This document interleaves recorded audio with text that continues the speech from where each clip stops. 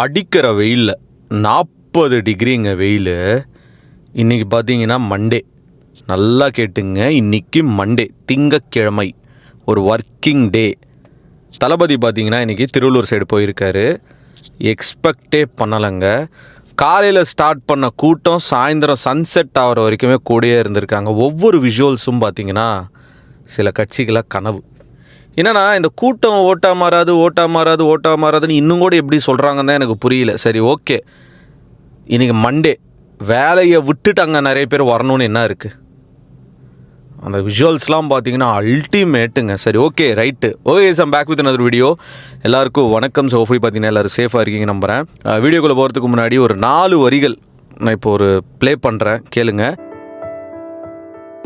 என்னமோ ஆகுது, எல்லைய மீறுது, பாரமா சேருது, நெஞ்செல்லாம் நோவுது. இது நம்மளோட அடுத்த பாடல் கூடிய விரைவில் வரப்போகுது.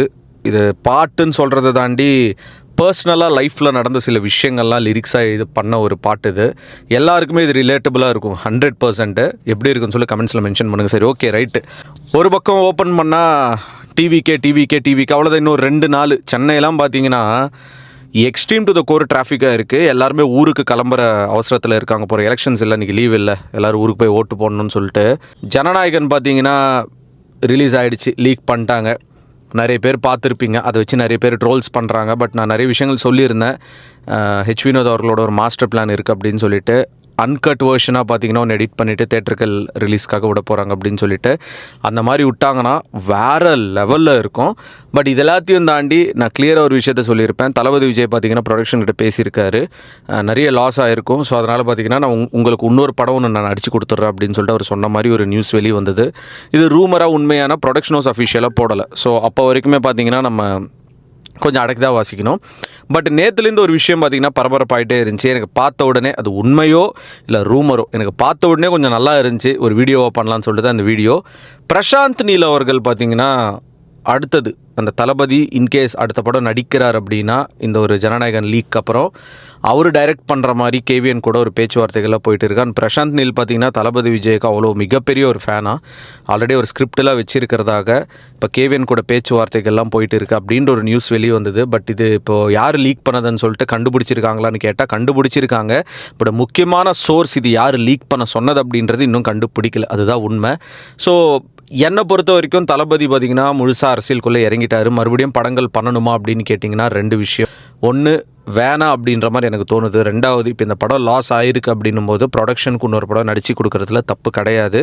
ஏன்னா இது லேக்ஸ் கிடையாதுங்க, க்ரோர்ஸ்க்கான ஒரு பிஸ்னஸ். இது எவ்வளோ பெரிய லாஸ் தெரியுமா? அது நான் நிறைய வீடியோஸில் இது சொல்லிகிட்டே இருக்கேன். அதை நம்மளால் சும்மா பேச்சில் சொல்கிறத தாண்டி நம்ம அனுபவிச்சாதான் அதுக்கான வழின்றதே நமக்கு புரியும். ஸோ இதுக்கான டாக்ஸ் போயிட்டு இருக்கிற நியூஸ் பார்த்த உடனே சரி, ஓகே, வை நாட், ஒரு வீடியோ பண்ணலாம் அப்படின்னு சொல்லிட்டு தான் இந்த வீடியோன்றதை ரெக்கார்ட் பண்ணுறேன். எங்கே இருந்தாலும் இதுக்கான விஷுவல்ஸ் வீடியோஸ் உங்களுக்கு வந்துகிட்டே இருக்கும். இன்னொரு 2 டேஸில் எலெக்ஷன்ஸ், அதுக்கப்புறம் என்ன நடக்க போகுது, எத்தனை சீட் தளபதி ஜெயிக்க போகிறாரு, சிஎம் ஆவாரா மாட்டாரா, மற்ற கட்சிகள்லாம் எப்படி ரியாக்ட் பண்ண போகிறாங்க, அவங்களுக்குலாம் எப்படி ஓட்டிங் கிடைக்க போகுது, எவ்வளோ கூட்டணிகள்லாம் வச்சுட்டாங்கப்பா இந்த வாட்டி. ஒரு கட்சிக்கு பயந்துன்னு சொல்கிறத தாண்டி ஒரு பரபரப்பாயிட்டு இருக்காங்க. இது இன்னொரு கட்சியாக இருந்தால், இன்னொரு நடிகராக இருந்தால் இந்தளவுக்கு பரபரப்பாயிருக்க மாட்டாங்க. ஏன்னா அந்தளவுக்கு பார்த்திங்கன்னா எங்கே போனாலும் க்ரௌடு வந்துகிட்டே இருக்குது. பார்க்கும்போது யாருக்காக இருந்தாலும் அந்த என்ன சொல்கிறதுனா பயம் கோவமாக மாறும். அதுதான் உண்மை. அதுதான் இப்போ நம்மளை சுற்றி நடந்துகிட்டு இருக்குது, டிவிக்கே சுற்றியே. பட் தளபதி சொன்ன மாதிரி கான்ஃபிடென்ஸாக இருங்க அப்படின்ற மாதிரி தான் இருக்கணும். மறுபடியும் சொல்கிறேன், ஓட்டு போடுங்க, தயவு செய்து ஓட்டை வேஸ்ட் பண்ணாதீங்க. நீங்கள் எந்த கட்சிக்கு போடுறீங்களோ தயவு செஞ்சு ஓட்டை போட்டுருங்க. அந்த ஓட்டை வேஸ்ட் பண்ணாதீங்க. இந்த நோட்டால் போடுறது கீட்டால் போடுறதெல்லாம் விட்டு ஒரு கட்சிக்கு ஓட்டு போடுங்க. அந்த ஓட்டு நம்ம வேஸ்ட் பண்ணுறோன்னா நம்ம என்ன சொல்கிறதுனா நம்மளோட ஒரு ரைட்ஸ் நம்ம வேஸ்ட் பண்ணுற மாதிரி தான். ஸோ மறக்காமல் ஊருக்கு போயிட்டு எவ்வளோ வேலைகள் இருந்தாலும், எவ்வளோ தலைக்கு மேலே வேலைகள் இருந்தாலும் அந்த தலையை சைடில் வச்சுட்டாவது ஊருக்கு போய் ஓட்டு போட்டுருங்க சொல்லிட்டு இந்த வீடியோ முடிச்சுக்கிறேங்க. அந்த 4 வரிகள் எப்படி இருக்குன்னு சொல்லிட்டு மறக்காமல் கமெண்ட்ஸில் மென்ஷன் பண்ணுங்கள்.